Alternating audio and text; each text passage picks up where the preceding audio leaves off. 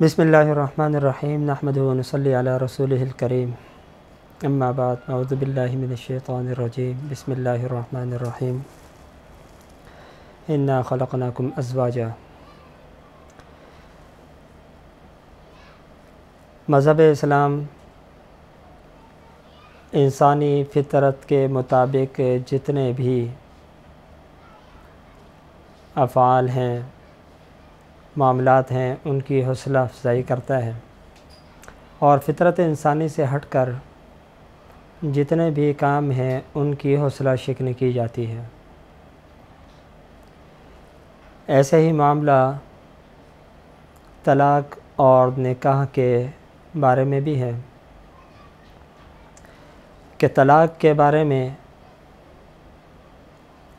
वईदात तो नहीं कहेंगे, लेकिन ये है कि नापसंदीदगी का इज़हार किया गया है और इसके बरख़िलाफ़ निकाह के मामले में आप अलैहिस्सलाम ने मुख्तलिफ़ मकामात पर तरग़ीबात दी हैं। खैर, आज का जो मेरा मौज़ू है वो निकाह की फ़ज़ीलत या निकाह के फ़वाइद और उसके असरात और समरात क्या इंसान पर मुरतब होते हैं, क्या माशरे पर मुरतब होते हैं, बयान करना नहीं है, बल्कि आज की इस नशिस्त का मकसद तलाक़ के नुक़सानात, तलाक़ के असबाब, तलाक़ की वजूहात, इनको बयान करना है।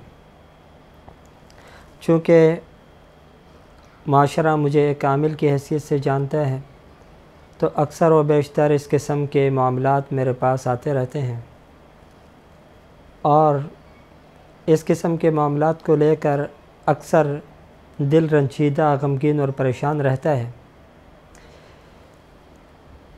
बहुत गौर फ़िक्र करने के बाद, बहुत तदब्बुर के बाद मैं इस नतीजे पर पहुंचा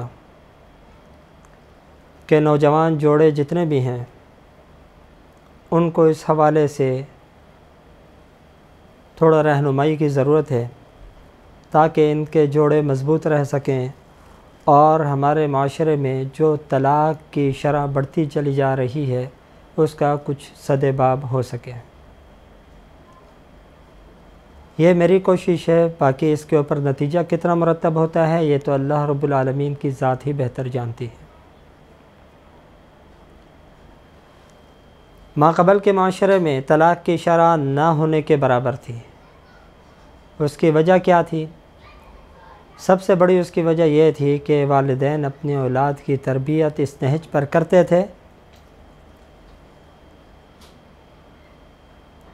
इस नहज पर उनको समझा बुझा करके बेटी को घर से रुखसत करते थे कि दो टोक अल्फाज में उसका ख़ुलासा और निचोड़ ये निकलता है, गोया कि यह कहा जाता था कि आपकी डोली हमारे यहाँ से उठी है और आपका डोला आपके ख़ाविंद के घर से उठना चाहिए। जब इतनी वाज़ेह नसीहत उसे हो जाती थी तो वो बच्ची ये समझ लेती थी कि घर के अंदर होने वाले छोटे छोटे मामलात को बढ़ा करके अपना घर बर्बाद करने के बाद मेरे पास कोई चॉइस है नहीं, कोई जगह नहीं है मेरे पास सर छुपाने के लिए। सिर्फ़ यही नहीं, बल्कि अगर बच्ची कभी अपने माँ बाप के आती थी, मैं क्या आ जाती थी, तो माँ फ़िक्रमंद होकर के उससे पूछती थी, बेटा कैसे आना हुआ, राज़ी हंसी खुशी आई हो या नाराज़गी लेकर के आई हो। अगर हंसी खुशी आई हो, जब तक तुम्हारा दिल चाहे आप यहाँ पर क़याम करें, और अगर नाराज़ होकर के आई हो तो हमारे घर में आपके लिए जगह नहीं है। तो उसका नतीजा ये होता था कि बच्चियाँ छोटे छोटे मामलात को ख़ुद हैंडल कर लेती थीं और किसी तीसरे फ़रीक को उसकी हवा भी नहीं लगती थी, और घर की बात घर के अंदर निमट जाए यही उस मसले का आसान हल भी होता है। उसका नतीजा ये था कि बाहमी अख्तलाफात इतनी शिद्दत नहीं पकड़ते थे, इतना तूल नहीं खींचते थे कि बात तलाक़ तक पहुँचती।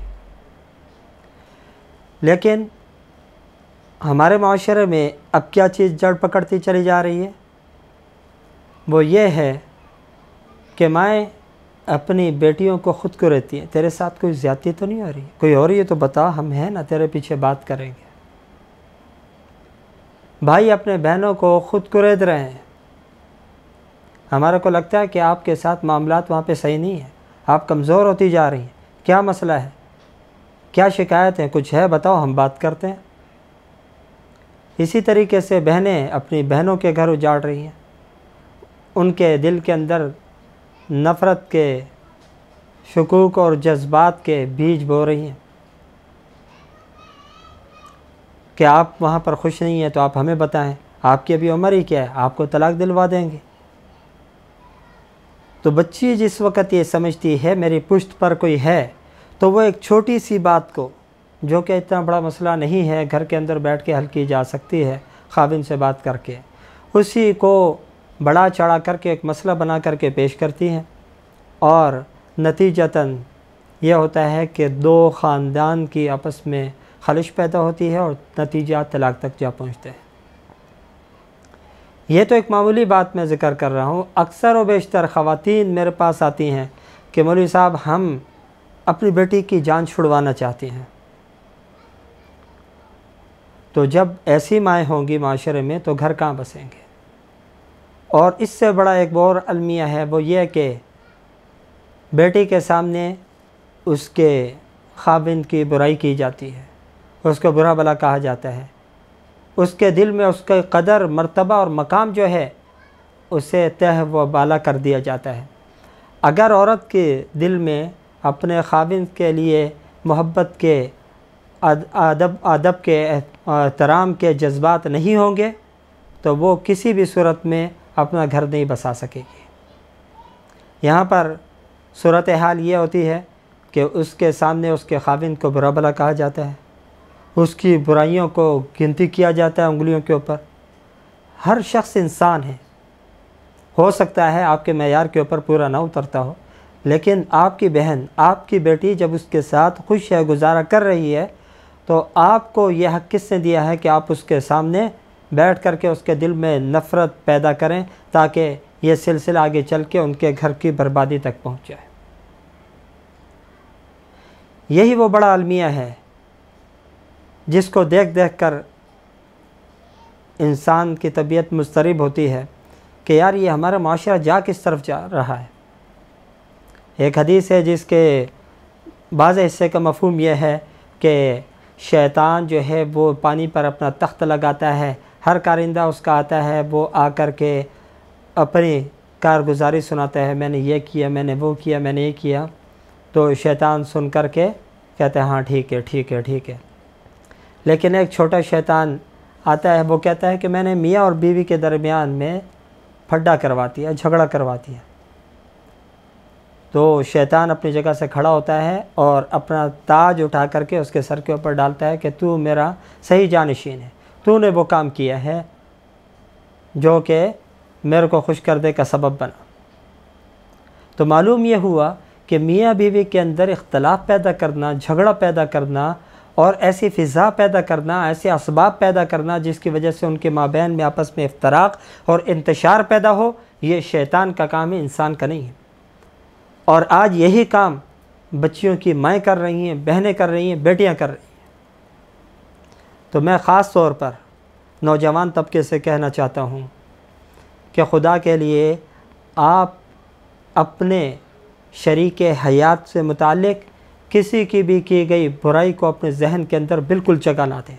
खा वो बुराई करने वाला आपका बाप हो, आपकी माँ हो, आपकी बहन हो, आपके भाई हो या आपके दीगर करीबी अजीज़ व क़रीब रिश्तेदार हों। कभी भी किसी की भी वजह से अपने दिल के अंदर नफ़रत पैदा ना करें अपने शरीक हयात के लिए। यही वो पहला सबब है जिसकी वजह से मामलात ख़राब हो कर के आगे जाके तलाक तक बात पहुंच जाती है। तो नौजवान तबके को चाहिए कि अपनी अकल को इस्तेमाल में लाए कि मैंने ज़िंदगी बसर करने के लिए और पूरी ज़िंदगी गुजारने के लिए इसे हम सफ़र बनाया है।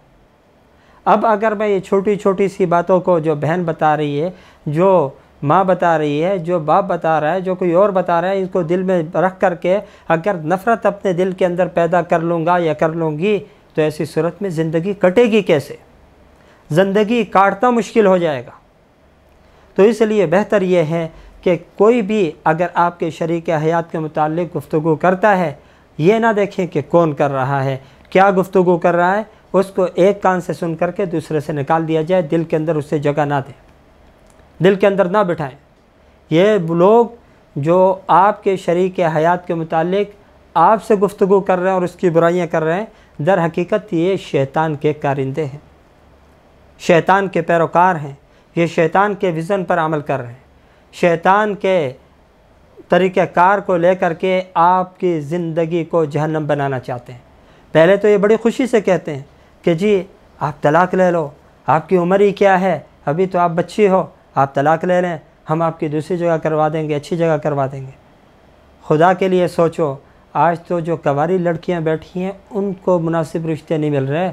आपके ऊपर अगर तलाक़ का धब्बा लग गया तो आपका रिश्ता कहाँ मिलेगा? और ये जो आज बड़ी ढटाई से कहते हैं ना कि आप ले लो, हम बसा देंगे, यहाँ 2 वक्त की रोटी हम तेरे को नहीं दे सकते, कपड़ा हम आपको मुहैया नहीं कर सकते, हम आपको करेंगे, अपने पास रखेंगे, ये करेंगे, वो करेंगे।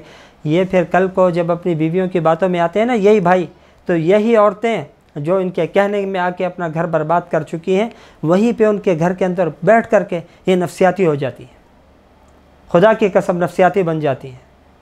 और फिर एक वक्त ऐसा आता है कि वही भाई इनको अपनी बीवियों के कहने के ऊपर झड़कने शुरू हो जाते हैं।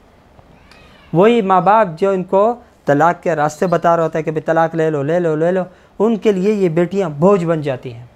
तो खुदा के लिए आपके सर का ताज जैसा भी क्यों ना हो, किसी के कहने में आकर के आप अपने सर के ताज से अपने को जुदा ना करें।